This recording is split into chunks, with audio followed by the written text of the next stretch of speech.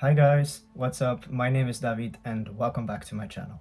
Now, the thing I'm going to talk about today, I know I am going to get a lot of hate on this video because people are physically incapable of watching for more than 10 seconds, but let me try anyway because I think it's important to hear. So, what I want to say is that I have never been a woman.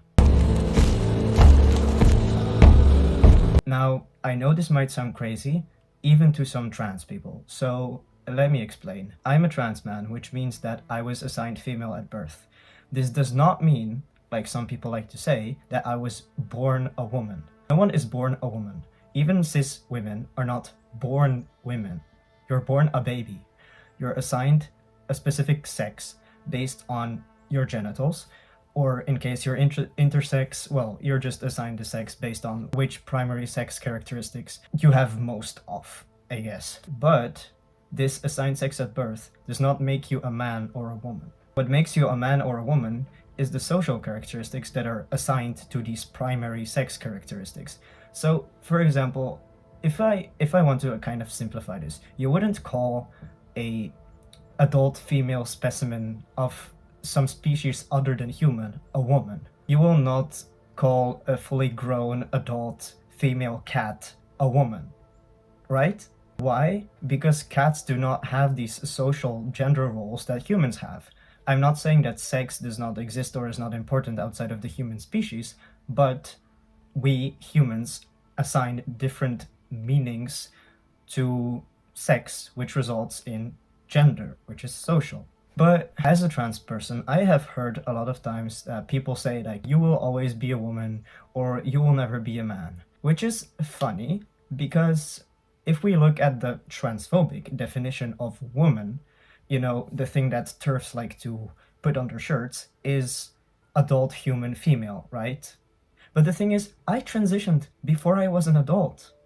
I have never been an adult human female. So even by definition, I have never been a woman. So let me take myself as an example, right?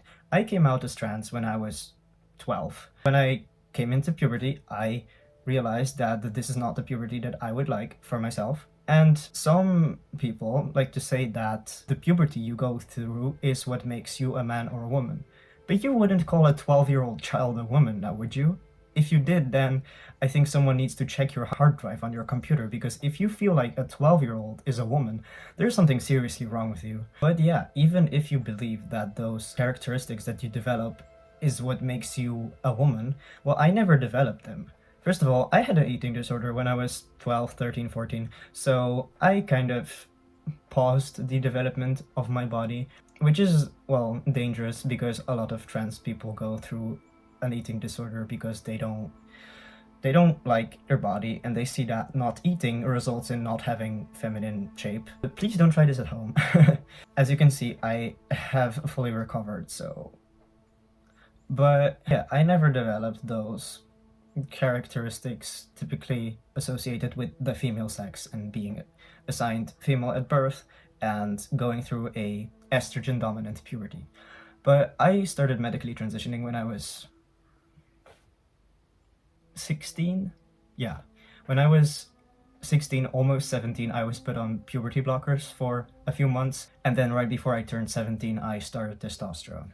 So if you ever hear the phrase that children are transitioning, yeah, maybe 16, 17-year-olds are, but not 12-year-olds. But yeah, even then, my body was not like gigantically developed in a feminine way. I've always been pretty androgynous looking, and I have a pretty muscular like frame, I guess. I'm not like super muscular and strong, but I'm also not, what's it called, endomorph, ectomorph, one of these body types. So I have never looked very femininely, and therefore I have never been seen by society as a woman. And then you might use the argument, but what about your legal documents, right? It says F and that means you're a woman. Well, no. Here where I live in the Netherlands, you're able to change your gender, and with changing your gender, I mean your gender marker on your birth certificate and on your documents like ID or passport, you're able to change that from 16.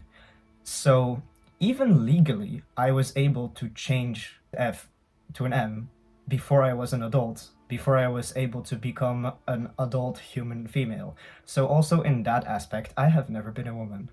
But for me, and I think a lot of trans and cis people alike, being a woman is not really something related to biology. It's something related to how you personally feel, want to express your gender identity, and which roles you want to fulfill in society.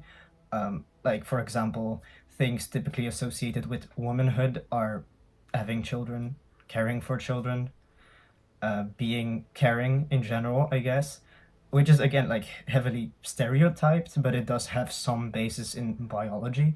And even those are things that I have never experienced. I never wanted children, and I am not a very empathetic person. I'm not saying that I'm like some kind of sociopath, but I just don't have that amount of caring energy as some people who identify as women do.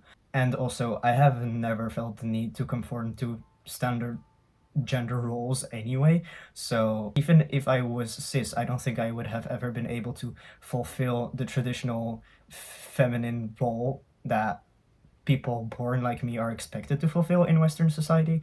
So, it's very easy these days for people to say, oh, if you do this, you're not really a woman. If you're not this, you're not really a woman.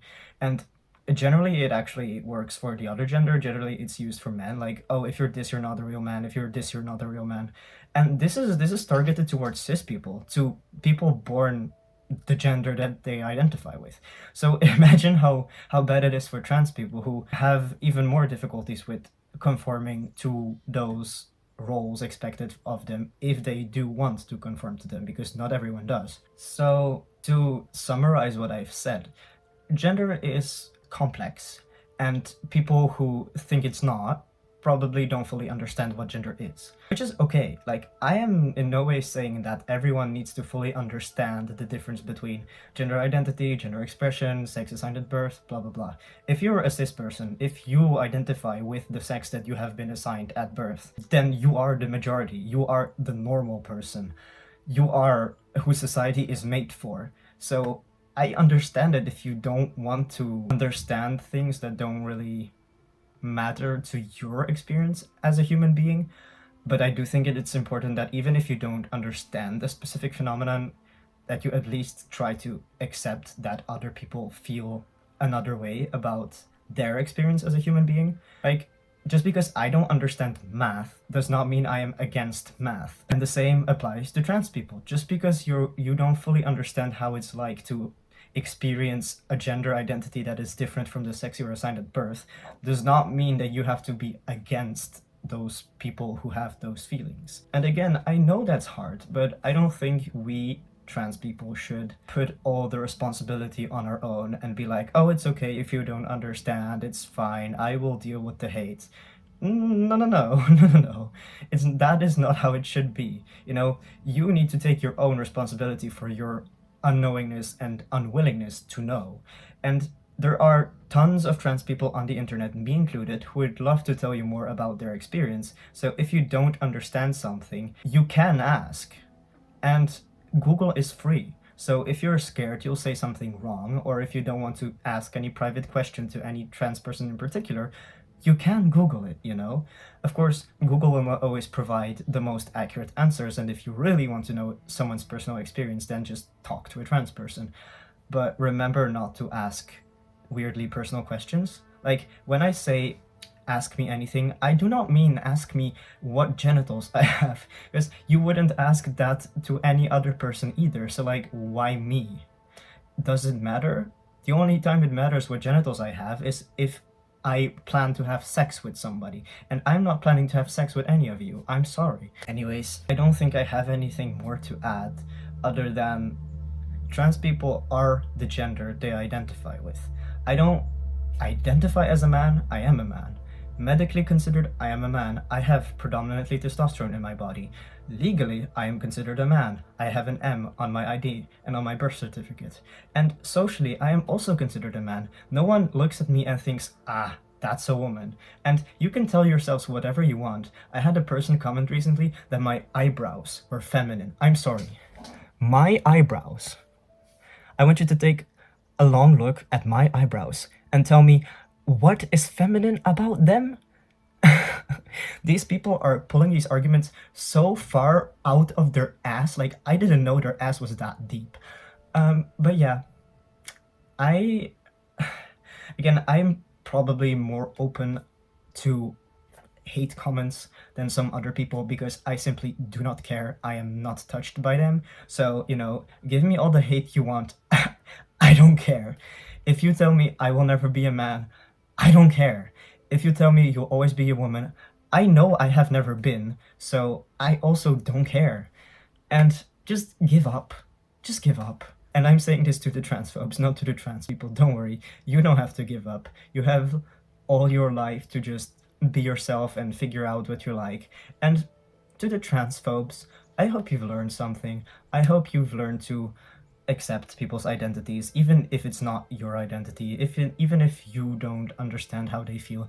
At least try to comprehend that some people have different feelings than you do. I know it's difficult, but please try, okay? It's really not that hard. And trans people existing realistically does not have any influence on your life whatsoever. So, yeah. Thank you for watching this video. I hope you enjoyed it. And yeah, I know that no one really watches till the end, so I can basically say whatever I want. So I just want to say, if you've seen this shirt, it's from my favorite band, Korpiklani, and I saw them live recently, and I even got a picture with their drummer, which is amazing because he is my favorite drummer, and I started drumming because of him. This is the picture we took. It's so fun. So yeah, I feel like I can just say this at the end of my video because no one cares anyway. Also, I just came back from a tattoo appointment, so my leg looks like this. I probably should do a update on a tattoo tour because I have a lot more tattoos since last time I made a video about that. But yeah, I hope you enjoyed this video, and I know that people who don't like a certain video are more likely to comment something negative. So please, if you did like this video, please comment something positive because it will help to recommend this video and my channel to people who actually like me and not people who hate watch me. So that would be nice. Anyways, yeah, thank you for watching and I will see you next week. Bye bye.